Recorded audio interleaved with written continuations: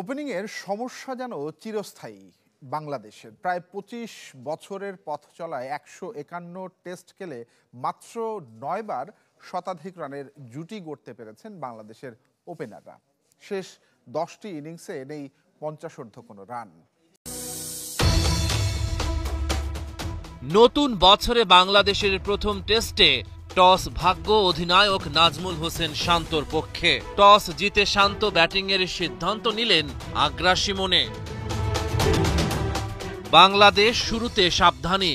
মন্থর, সাদমান ইসলাম আর মাহমুদুল হাসান জয়ের ওপেনিং জুটি ঠান্ডা মাথায় খেলার প্রস্তুতি, কিন্তু দুর্ভাগ্যবশত দুর্বল শটে সাদমান গালিতে ব্রায়ান বেনেটের হাতে বন্দী। ১২ রান করে আউট তিনি। এরপর জয়ও পারলেন না। নিয়াউচির বলে সহজ ক্যাচ দিয়ে তার ফেরা। বাংলাদেশ ৩২ রানে ২ উইকেট হারিয়ে বিপদে। তবে নাজমুল হোসেন শান্ত এবং মুমিনুল হক গড়ে তোলেন একটি পোক্ত জুটি। তাদের পার্টনারশিপের 50। লাঞ্চ পর্যন্ত বাংলাদেশের সংগ্রহ ২ উইকেটে ৮৪। লাঞ্চ ব্রেকে বৃষ্টির হানা, খেলা বন্ধ থাকে আধা ঘন্টা। দ্বিতীয় সেশন শুরু হওয়ার পর বাংলাদেশ দলের উপর বাড়তে থাকে চাপটা। লাঞ্চের পর আঘাত হানেন ব্লেসিং মুজারাবানি। অফ স্টাম্পের বাইরে একটু বাড়তি বাউন্স করা বলে নাজমুল শান্তর ইনিংসের ইতি। তিনি হাঁকাতে চেয়েছিলেন বাউন্ডারি, ভাঙল ৬৬ রানের জুটি। শান্ত ৪০ রান করে ফিরেছে। আক্রমণে এসেই সাফল্য পেলেন ওয়েলিংটন মাসাকাদজা। বাঁহাতি স্পিনারের বলে সহজ ক্যাচ দিয়ে বাজল মুশফিকুর রহিমের বিদায় ঘণ্টা। ১০০ বলে মুমিনুল পূরণ করেন 50।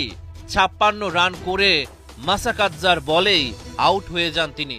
মুজারাবানির শর্ট বলকে ভুলভাবে খেলতে গিয়ে কট বিহাইন্ড মেহেদি হাসান মিরাজ। তাইজুল ইসলামও মাসাকাদজার শিকার। ২৬ ওভারে ৭০ রান যোগ করতে ৫ উইকেট হারায় টাইগাররা। ৭ উইকেটে ১৫৪ রান তুলে চা বিরতিতে স্বাগতিকেরা। চা বিরতির পর ১১ ওভার স্থায়ী হয় বাংলাদেশের ইনিংস। নিদারুণ ব্যাটিং ব্যর্থতায় গুটিয়ে গেল ১৯১ রানে। ২৮ রান জাকের আলীর ব্যাটে। মুজারাবানি ৩টা উইকেট শিকার করেছে। শেষ বিকেলে বেন কারান ও ব্রায়ান বেনেটের সাবলীল ব্যাটিংয়ে গিয়েছে জিম্বাবুয়ে। ১০ ওভারেই তারা স্কোরবোর্ডে ৫০ রান তুলেছে। উইকেটের খোঁজে বাংলা। ১০ ওভারের মাঝে ৪ বোলার ব্যবহার করেও জুটি ভাঙা গেল না। প্রথম দিনেই সিলেট টেস্টের নিয়ন্ত্রণে জিম্বাবুয়ে। বিনা উইকেটে ৬৭ রান তুলে দিনের খেলা শেষ করেছে। বাংলাদেশ ১২৪ রানে এগিয়ে।